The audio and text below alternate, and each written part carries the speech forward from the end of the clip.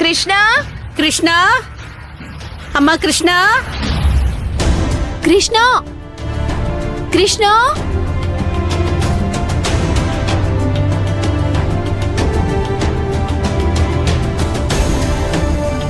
అమ్మా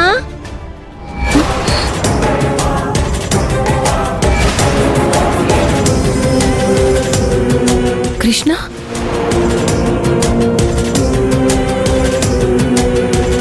అదేంటమ్మా మీరెక్కడున్నారు? పెళ్లికి వెళ్ళలేదా? లేదా లాస్ట్ మినిట్ లో పెళ్లి క్యాన్సిల్ అయిపోయింది, అందుకే పెళ్లి ఇక్కడ పెట్టాము. మరి ఇక్కడికొచ్చినప్పుడు మాకెందుకు చెప్పలేదు మీరు? మాకు చెప్పుంటే మేం కూడా మీతో పాటు ఈ పెళ్లికి అటెండ్ అయ్యేవాళ్ళం కదా. లేదు కృష్ణ, అలేఖ్య పెద్దమ్మ వాళ్ళందరినీ ఈ పెళ్లికి పిలవలేదు. పిలవని పెళ్లికి వెళ్ళకూడదు, అందుకే ఎవరికి చెప్పలేదు. అమ్మ కృష్ణ, మేము ఇక్కడ కనిపించినట్టు మన ఇంట్లో ఎవరికి చెప్పద్దు, సరేనా? ఆల్రెడీ చెప్పేశానుగా. కృష్ణ ఏం చెప్పావు? ఎవరికి చెప్పావు? భూమి అమ్మ నాకు కనిపించిందని అలేఖ్య పెద్దమ్మకి చెప్పేశాను. అలేఖ్యకి చెప్పావా? అవును నాన్న, అలేఖ్య పెద్దమ్మకి చెప్పేశాను. అమ్మా అమ్మా అమ్మేంటి అమ్మా? వస్తాలే మీ అమ్మ నాన్న, పద. లేదు, అమ్మ అక్కడుంది. అమ్మ ఇక్కడుందా? అంటే భూమి ఇక్కడికి వచ్చిందా? భూమి అక్కడ పెళ్లిలో కదా ఉండాలి, ఇక్కడికి ఎందుకు వస్తుంది? ఎక్కడ చూసావు కృష్ణ? ఇందాక అక్కడే చూశాను, కానీ అలేఖ్య పెద్దమ్మ నమ్మలేదు. సరే కృష్ణ, అలేఖ్య పెద్దమ్మ నమ్మలేదు కదా, ఇకెవ్వరికీ చెప్పొద్దు. మేం మళ్ళీ కనిపించావని అలేఖ్య పెద్దమ్మకి అస్సలు చెప్పొద్దు. సరే అమ్మా, ఎవరికీ చెప్పలే. కృష్ణ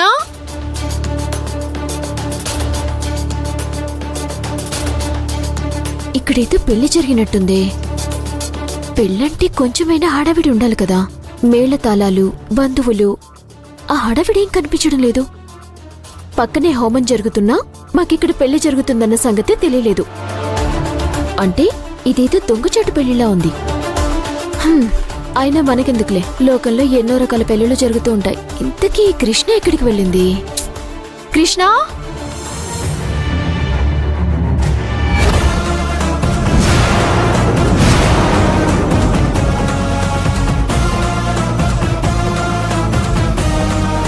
ఏ కృష్ణ, ఎక్కడికి వెళ్ళిపోయావు? పక్కన ఉండమని చెప్పాను కదా. నేనెక్కడికి వెళ్ళలేదు, మీరే నాకన్నా ముందే వెళ్ళిపోయారు. నీకసలు బొత్తిగా భయం లేకుండా పోతుంది. పద, ఇంటికి వెళ్దాం రా.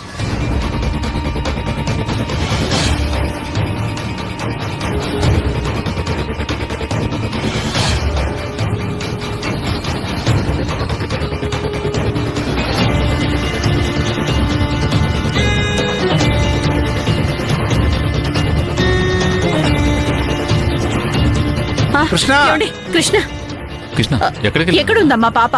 లోపలొక్కితే నిలబడిందత్తయ్య. అయినా పెద్దమ్మ చేయి పట్టుకోమని చెప్పాను కదమ్మా, ఎందుకు పట్టుకోలేదు కృష్ణ? మాతో ఎందుకు రాలేదు నువ్వు? సర్లే మావయ్య, చిన్నపిల్ల కదా, మర్చిపోయి ఉంటుంది. చూడు కృష్ణ, ఇంకెప్పుడు పెద్దవాళ్ళ చేతులు పట్టుకోకుండా ఉండకూడదు. అలాగే పెద్దవాళ్ళకి చెప్పకుండా ఎక్కడికి వెళ్ళకు, సరేనా? సరే, ఇంకెప్పుడు అలా చెయ్యలే. కృష్ణ దొరికింది కదా, ఇక బయలుదేరదాం పదండి. పదండి.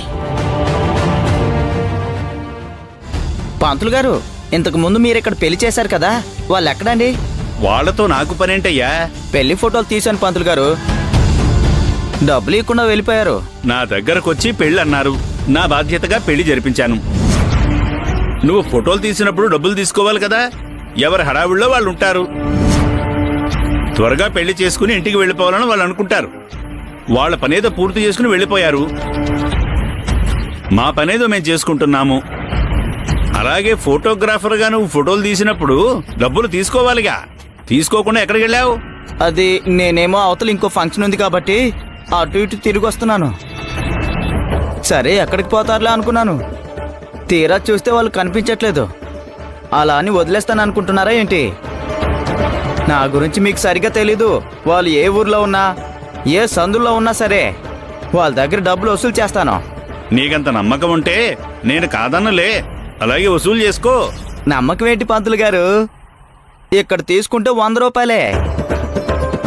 అదే ఫోటోలు ప్రింట్ చేసి వాళ్ళ అడ్రస్ పట్టుకుని ఇంటికెళ్తే మీకోసం స్పెషల్గా చేశానని చెప్పి 100కు బదులు 1000 రూపాయలు తీసుకుంటాను. అది సరే, అసలు ముందు వాళ్ళు ఎక్కడుంటారో తెలియాలి కదా. అది పెద్ద కష్టమేం కాదులే పంతులు గారు. పెళ్ళంటే రిజిస్ట్రేషన్ చేసుకోవాలి కదా. రిజిస్ట్రేషన్ దగ్గర వాళ్ళ అడ్రస్ ఉంటుంది కదా, కనుక్కుంటానులే.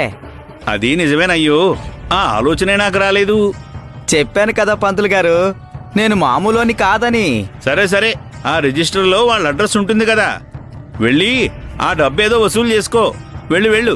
అడ్రస్ పట్టుకొని వాళ్ళ ఇంటికెళ్ళి గొడవ చేయడానికి కాదు పంతులు గారు.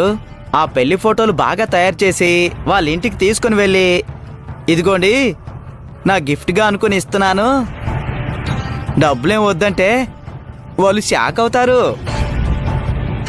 అయ్యో మీకు డబ్బులు ఇవ్వలేదా అని వాళ్ళే బాధపడతారండి.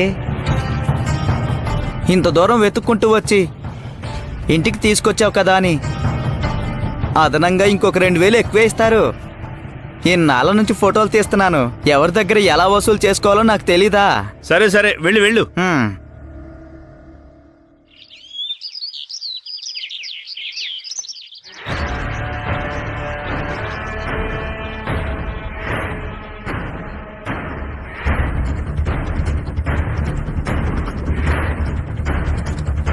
రాఘవ, పరశురామ వాళ్ళ అమ్మాయికి పిల్లలు పుట్టడం లేదని గుళ్ళో హోమం జరిపించారు. ఆ హోమం మహాతో కూడా జరిపిస్తే బాగుంటుందని పరశురామ మావయ్య ఇంటికొచ్చి మరీ చెప్పి వెళ్ళారు. అందుకే అందరం వెళ్ళి ఆ పూజ చూసుకొని వస్తున్నాం. ఇంతకీ నువ్వు వెళ్ళిన పని ఏమైంది?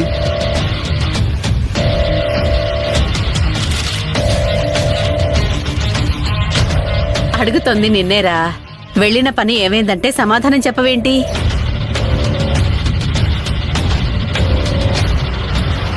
మన రాఘవ వెళ్ళిన తర్వాత అనుకున్న పని జరగకుండా ఎలా ఉంటుంది? అంతా బాగానే జరుగుంటుంది. సరే, అందరం అలసిపోయి ఉన్నాం, వెళ్ళి రెస్ట్ తీసుకుందాం పదండి. అవునన్న, మీరు వెళ్ళి ఫ్రెష్ అవ్వండి, నేను టీ పెట్టి తీసుకొస్తాను.